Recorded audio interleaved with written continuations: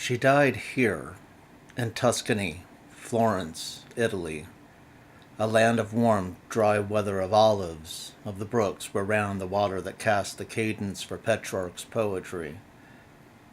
She died here of a chill after years of vigor and happiness, of such energy that she had never, in previous years, possessed, filled with the promise of life and boldness rather than upon the brink of collapse into disease and death which had long been her foretold fate. But wait, let us turn back our remembered clock, or, perhaps, cast it forward in order to recall the past. This is Virginia Woolf, accompanied by a spaniel of her own, and Virginia Woolf wrote a book about another spaniel, a cocker spaniel, named Flush, a book she came to hate. This will not be the last we hear of hatred in this tale. There is much hatred. There is long-lived hatred. There is hatred upon first sight. But Ms. Woolf, fresh off more difficult writing, penned this little biography, a light-hearted affair of a biography of Flush, and it sold like gangbusters and dwarfed her other works. She feared she'd be remembered for her trifle and not for her real magic. But her hatred died with her, and the minor magic here still embraces love.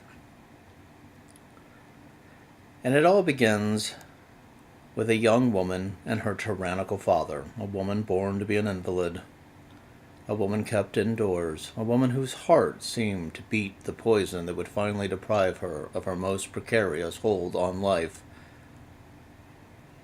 She loved her father for protecting her from this death, for tolerating her ever-present and most terrifyingly promised demise, but this love became the hatred we reserve for those who have imprisoned us, who have consigned us to a fate that should never have visited our brow, a fate she escaped first in poetry, and then in a dog, and finally in freedom. This is Flush. A gift given to keep his new mistress company during the hours kept shut away from fresh air for fear that a damp air might kill her, for fear that too much excitement might overwhelm her. And he loved her dearly. It was love at first sight. She wrote about him in all of her letters.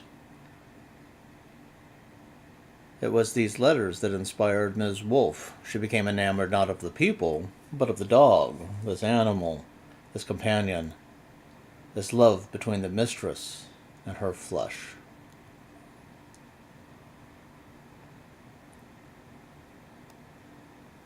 Oh, but this love is vulnerable to interruption, to encroachment of others, and then love becomes betrayal, becomes loneliness and fear. And this betrayal came to Flush, for certain, in the form of a dark figure, a hooded man, a man of intimidating stature, a poet on the verge of greatness, come to meet this invalid. It's already a genius herself, this poet of sensitive aesthetic and fiercely progressive politics, this Miss Elizabeth Barrett Browning. His letters arrived, and Miss Barrett would wait for them. Between these letters she would read quickly, read slowly, memorize the letter before, and when he visited her upon a Tuesday, Flush had never heard that sound in Miss Barrett's voice before. That vigor, that excitement. Her cheeks were bright as he had never seen them bright. Her great eyes blazed as they had never seen them blaze. And her poetry became the retrieval of life from death through love. Yes, she loved this Mr. Browning, and her father despised him, and Flush, too, despised him. And she saw in him the completion of former love, and she saw in him passion, and she saw in him freedom. Her father feared she would leave him, complained this man would be the death of her. And Flush felt this triangulation too between dog and mistress. This man who draws away from poor Flush her affections. And so, not once, but twice, Flush set upon this interloper. Once in full sight of Miss Barrett, earning her rebuke.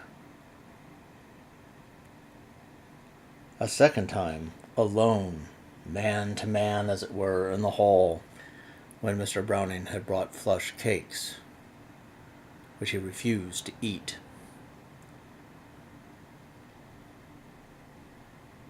And then the rebuke came, and Flush sank into deep despair.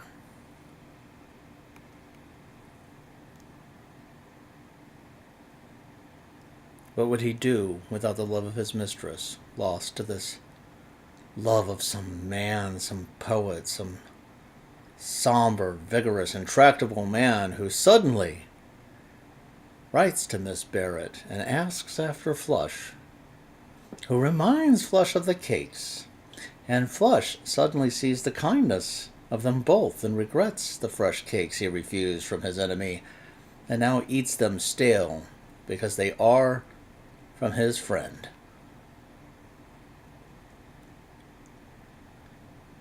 They will leave here together. Miss Barrett is happy. Miss Barrett is Mr. Browning, notes Flush in Ms. Wolfe's novel. Mr. Browning is Miss Barrett. Love and hate mixed for Flush, and he at last sees the happiness of his mistress, sees the possibility for them all to leave, the three of them, together. I need a week of Tuesdays, Mr. Browning cried.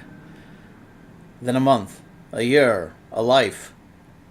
Aye, Flush echoed him. Need a month, a year, a life. I need all the things that you both need. We are all three conspirators in the most glorious of causes. We are joined in sympathy. We are joined in hatred.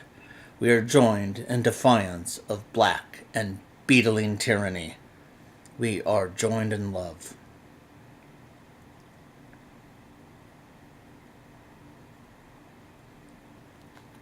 And so they did escape. At last, the three of them together.